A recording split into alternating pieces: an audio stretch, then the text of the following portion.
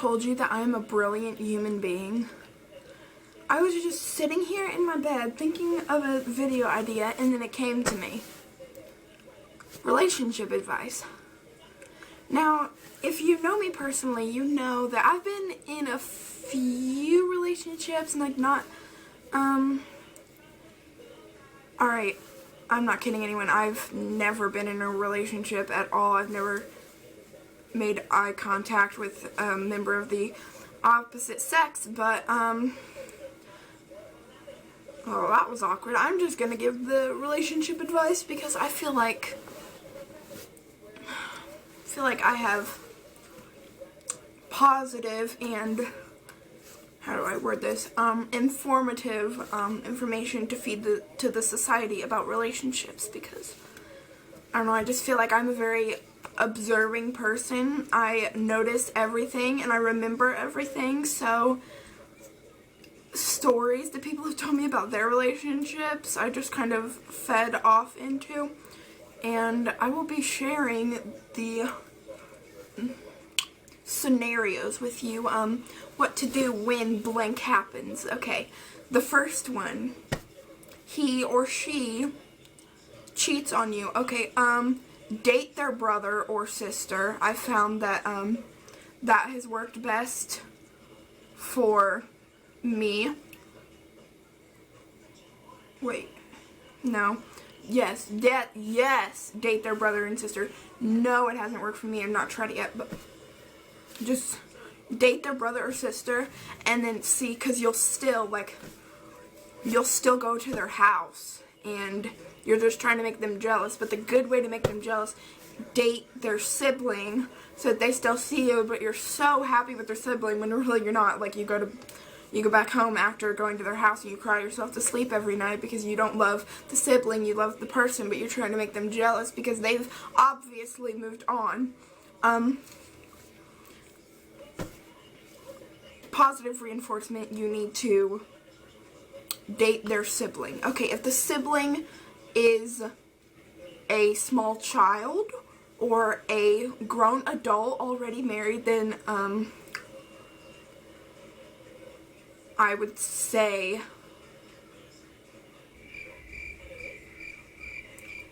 well, then you've got yourself in a pickle, because you cannot date a fetus or an infant.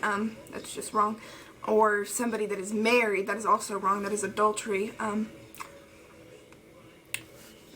If they don't have siblings eligible for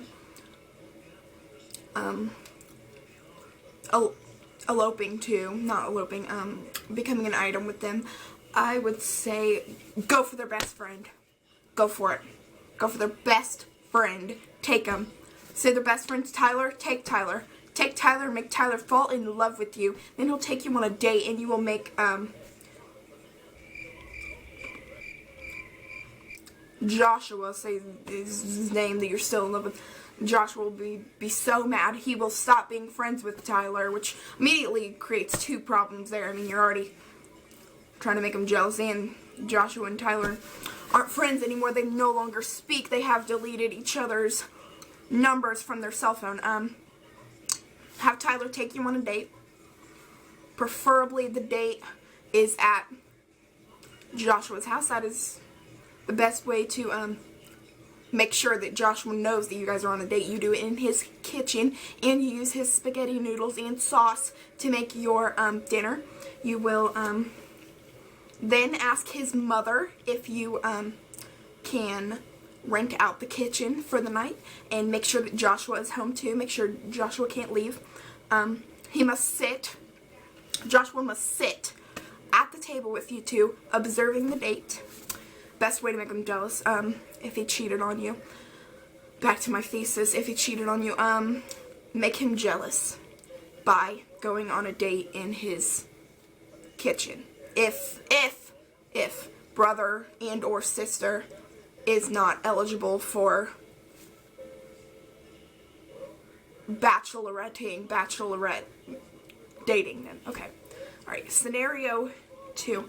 He stops talking to you, but you guys are still dating. Okay. Kick him. You'd kick, no. I know what you're thinking. You're thinking like the app.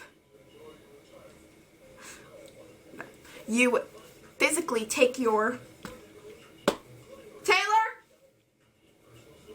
What's a scientific term for a foot? Okay, my camera stopped recording. That was rude. You physically take your foot and you kick him as hard as you can in the stomach because he can't ignore you then, because then you have to take him to the hospital and all that. You kick him, obviously, and that should draw his attention to you. Maybe negative attention, but, you know, you better hop on that bandwagon and take him to the hospital because you've now ruined your relationship. But at least it got his attention, which will now proceed to tell him a fake story that you came up with on the fly, because he cannot know that you are the one who kicked him, and hence getting his attention more. Obviously it wasn't hoove of you to kick him in the first place, but you know, it happens, right? So I've done that way too much in this video. So then you proceed to tell him a lie about a 86-year-old man that ran him over with his bicycle. Don't ask me why an 86-year-old man rides a bicycle, but he does. Bicycle, what is this, the 1800s bike, ran him over with his bike, and he won't even have a second thought about you kicking him because he thinks he got ran over with a bike. So then this also gives you opportunity to spend weeks or months on end helping him heal from his kick wound, and hence he will spend more time with you, like was stated before, because he wasn't spending enough time with you and he was ignoring you. So you kicked him, then he got hurt, and then he had to spend time in the hospital. I'm summarizing the story, you know. And he had to spend time in the hospital, and you had to take care of him, which means you spent more time together, which means you're fine. You know, he loves you again. Yeah, everybody's happy. Okay. Scenario number... Is this 3? 3. Scenario number 3. It's kind of like number 1.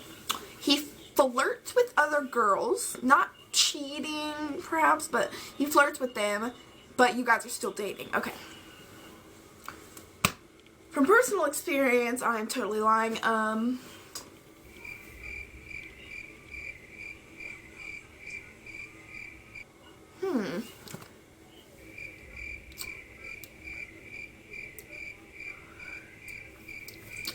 Flirt back. Just, oh, brilliant. Brilliant. Brilliant. Okay. So he is, you guys are at the mall. He sees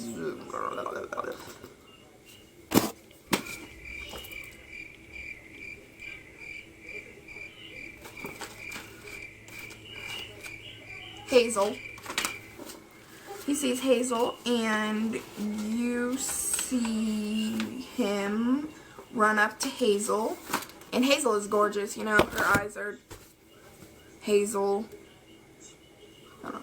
Her eyes are hazel, and her hair is also hazel. I don't know. She's a weird kid. But he thinks she's gorgeous, and you look like a corn chip half the time. So he sees Hazel, and then he sees you, and he's like, to you, but he's like, to Hazel. I can't wink, so you know. He winks at Hazel, and they start to hug, and you start to get jealous because he's hugging Hazel and he's not hugging you, but Hazel is just gorgeous, and they've been friends since kindergarten. They've been friends since kindergarten, and you know that they're best friends, but you don't like it, and, you know, she brags, and I don't know why she brags, she just does. And you are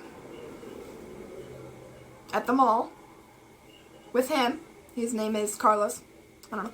And he's with Hazel. He's talking to her. And so you immediately go into Payless. and you grab the boy worker that looks around your age. I mean, you've had your eye on him for a couple months now, you know, he's cute, you know, average, not like, yeah. So you grab him, take him out, and he's like, oh, I still have to work, and you're like, so he's like, oh, okay, you know, so it doesn't happen in real life, but you know. So then you proceed to take him over to where Carlos and, say his name's Michael, you and Michael start to hug, and Carlos and Hazel are still hugging. Then you both break the hug, and you continue to tell Carlo, you start crying, I guess, I don't know, and you start to tell Carlos about your pet hamster of 4 years named Rodriguez, who died today. And you just got the text from your mom, and she said Rodriguez died today, and you start to cry. Okay, this is a fake story, but you're assuming that Carlos trusts you and isn't going to look at your phone to see the text because this didn't really happen.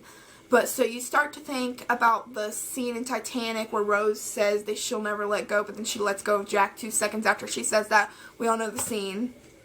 We all know it. Don't deny it. We all know the scene. And so you think of that, and it starts to, you know, make you tear up. So then you proceed to say about the hamster, you know, and you've been attached to that hamster for 4 years, and he starts to feel sorry for you and apologizes for hugging. He apologizes for hugging another girl, and you guys are back to normal. That's just how I do it. Use the exact script, names and everything. They might get a little confused if you call them Carlos and Michael when their names are actually Dylan and Cole, but I just used the Sprouse Brothers and I didn't even know it. Anyway, so their names are like Dylan and Cole. Can't wink. But you need to call them by the scripted name, or else it could ruin the whole thing. Although confusion may occur because you're not calling them by their assertive name, they'll catch on eventually, and you must use the storyline that I used or it won't work out. Situation number 4. His parents don't like you. Alright.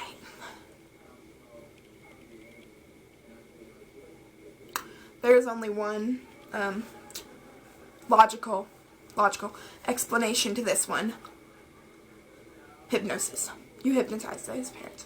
You use one of those spinny thingies, and you put it in front of your face, and you say, by the time this thing stops spinning, you will be in love with me, and you will be glad that me and...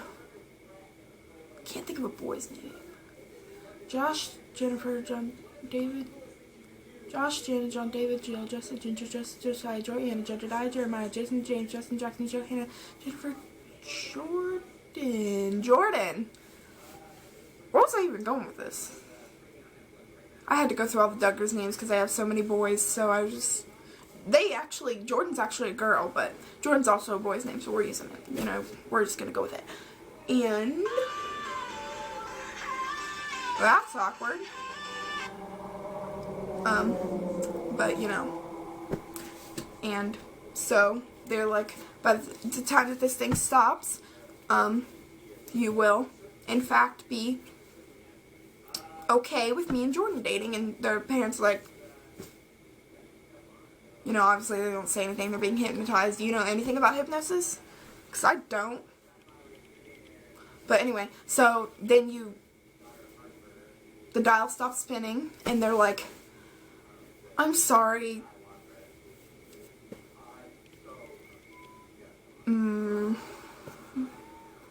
Mary. I'm sorry, Mary, but we're okay with you and Jordan dating now. And you're like, so then you guys date, and obviously it's fine because it's his parents, and you know, for brownie points, you watch the Sunday night game with his dad, and you fall in love with his family, and that's how you get his parents to like you again.